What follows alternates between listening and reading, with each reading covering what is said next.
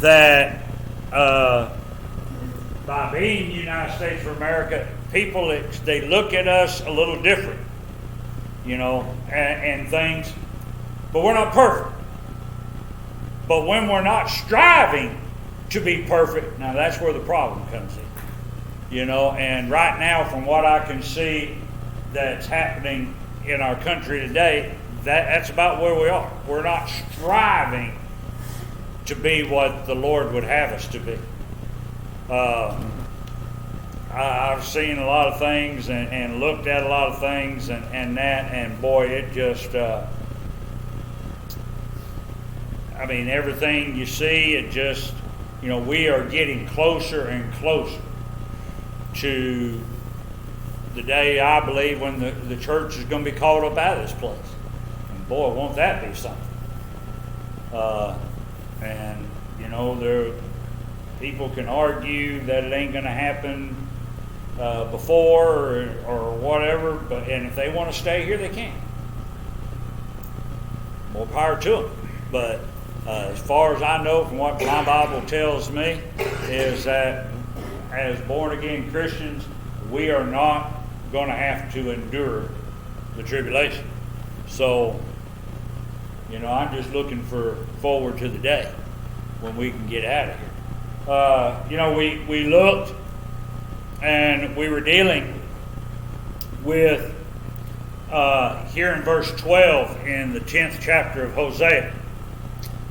And for just the next few minutes, we're going to try to do a little bit, and then we'll pray in the month. We were dealing with conquering a hard heart, or hard-heartedness. And we saw one way, there are several things that we can do to get victory over a hard heart.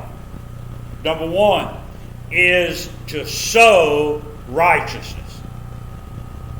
If you want to be able to get over a hard heart, then you got to sow righteousness.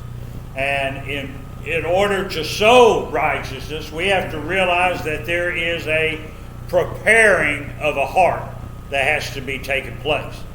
And we looked and we kind of used the analogy of a farmer. In the parables, when Jesus went somewhere and when he got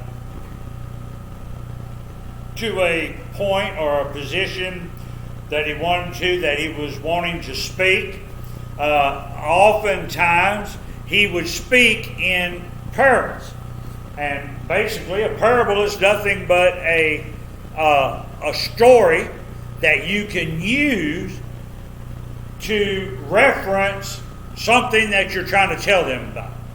So basically what all that means is that if you're in a farming community, you're not going to tell them some stories and trying to get across your point dealing with fishermen, because you're dealing with farmers.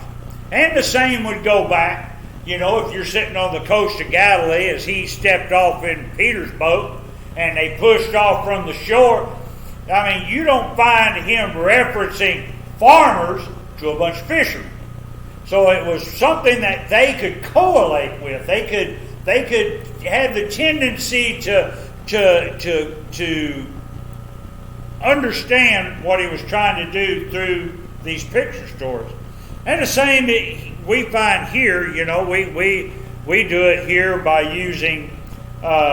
We could use a farmer of preparing. You can't sow righteousness in your life until you prepare your heart to receive it. Well, the deal about a farmer. A farmer doesn't go to the feed store and get a big old bag of seed and step off into a field and look around and say, yeah, this would be a pretty good field for a corn crop, and start throwing out seed corn. Now, it would be an all right thing if he would have prepared the soil to receive the seed. But you got to prepare it. You got to plow it up. You got to get rid of the weeds. You got to do the furrows in it to make the rows, and all that kind of stuff.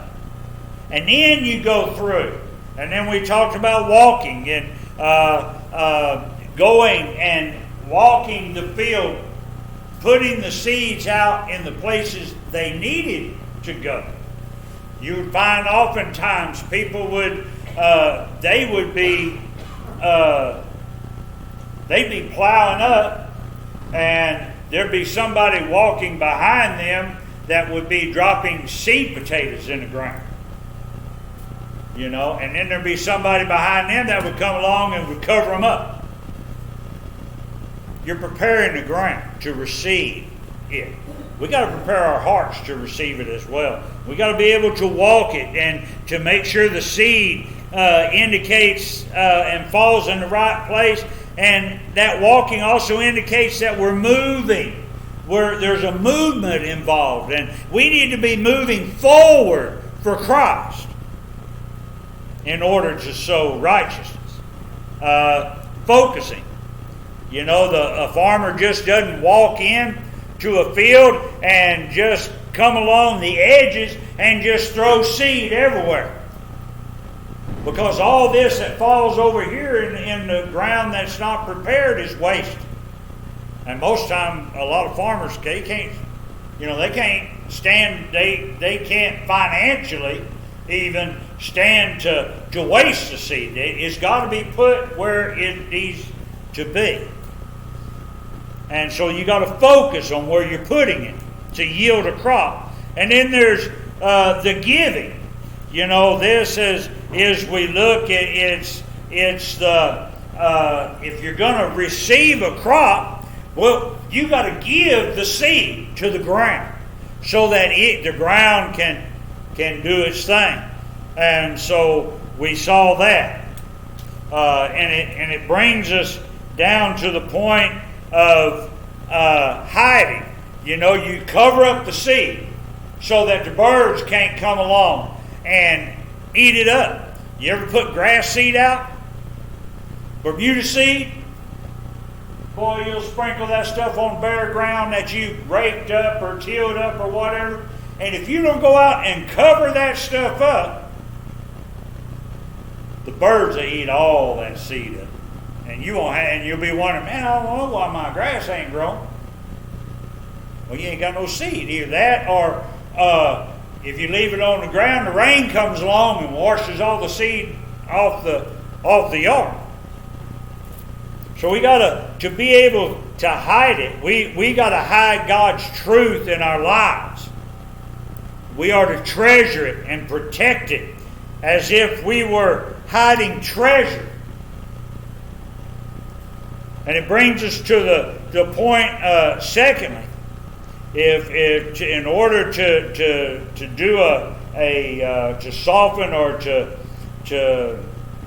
a hard heart, we sow righteousness, but we got to shatter or break our fallow ground. To conquer a hard heart is to shatter, to break up the fallow ground in our heart. We ought to remove the hardness from our lives. And it's not easy work. Getting rid of bitterness, anger, or envy. It's not easy. But must be done by a forgiving spirit. Hebrews 12:15 says, looking diligently, lest any man fail of the grace of God, lest any root of bitterness springing up trouble you, and thereby many be defiled. The bitterness will harden your heart just like concrete in a hot sun.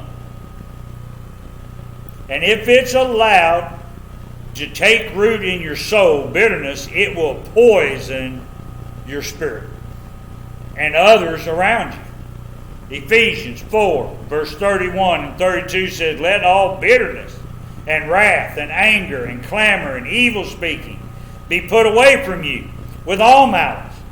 And be ye kind one to another, tenderhearted, forgiving one another, even as God, for Christ's sake, hath forgiven you.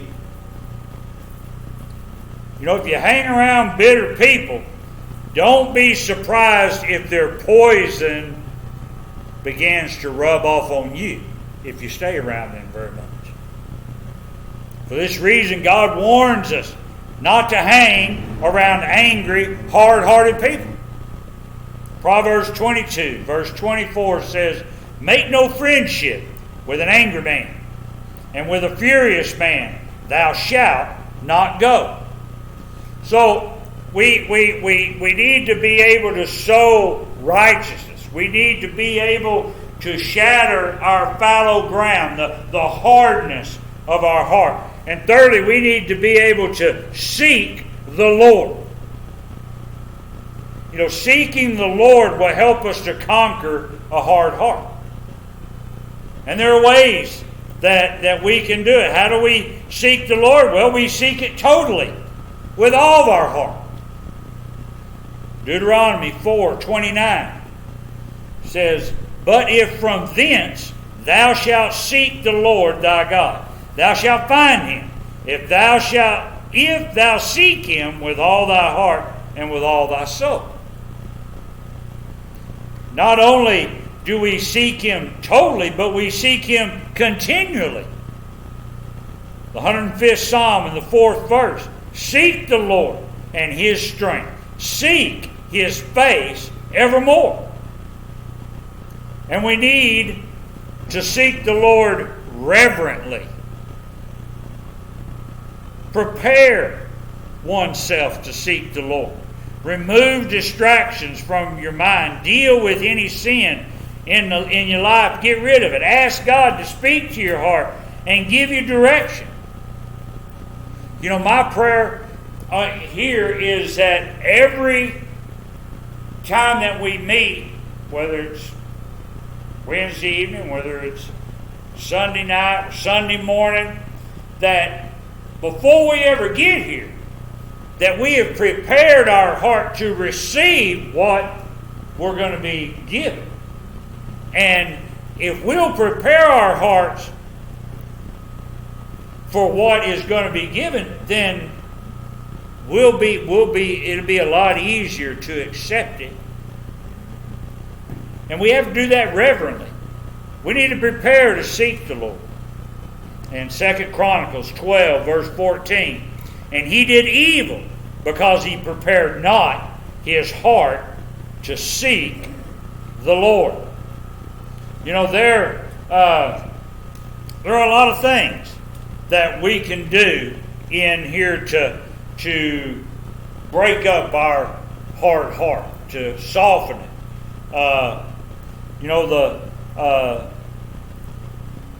We have to realize that in these things, if we will do these things, our heart will grow softer and be more acceptable unto the Lord.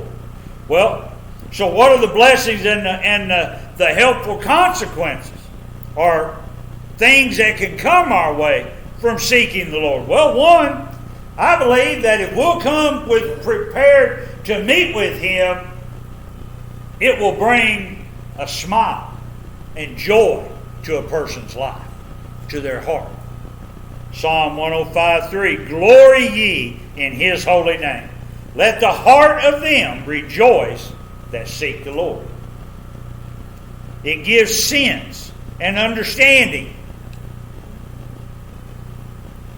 You know, Proverbs 28:5, "Evil men understand not judgment, but they that seek the Lord understand all things." You know, it gives satisfaction. Knowing that we've met with the Lord, it gives us a satisfaction. 34th Psalm in the 10th verse, "The young lions do lack and suffer hunger, but they that seek the Lord shall not want any good thing." And lastly, and it's not last, but from what we have here for tonight, one can be spared of God's judgment. You know, when we willingly come and seek the Lord to break up our hard heart, the old fallow ground of our heart, then boy, it'll help us. We'll be spared of God's judgment because we can be sensitive to the truth. And if we'll be sensitive to the truth, then we can apply the truth to our lives. Amos 5 and verse 6 says, "Seek the Lord, and ye shall live, lest he break out like fire in the house of Joseph and devour it, and there be none to quench in Bethel."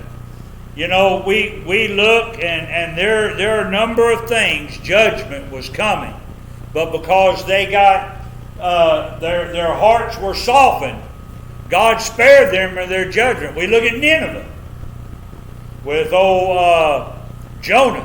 You know, Jonah was told to go to Nineveh and preach the day of the Lord, the judgment of the Lord. And he hated the Ninevites, and he didn't want to go. And of course, naturally, he ended up spending 3 days in the Well Motel, and then they got enough. And you know, it is probably about the only time that a person could literally say that he got puked up to do God's work. But he did. And he went to Nineveh and he began to preach unto them. And they softened their heart, and God withheld his judgment.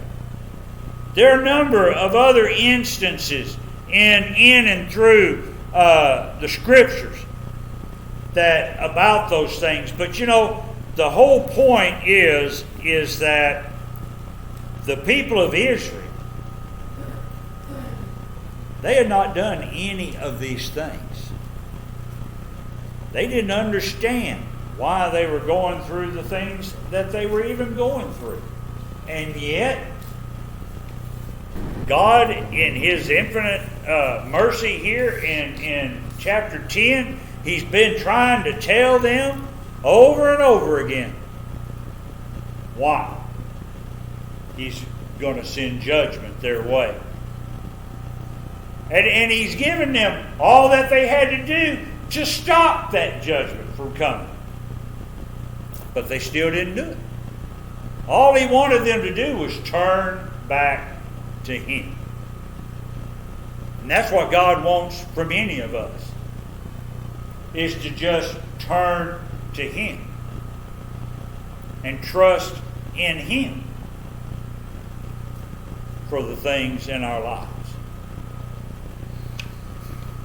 Well, we're going to go in and we're going to pray in the month. You know, we'll start and things, and we'll if I'm going to ask Wayne if he'll start, and if you feel like praying, we ask the Lord for his guidance and blessing the things that we're doing, that we're going to be doing this month, and things here in the church, and you know, whatever.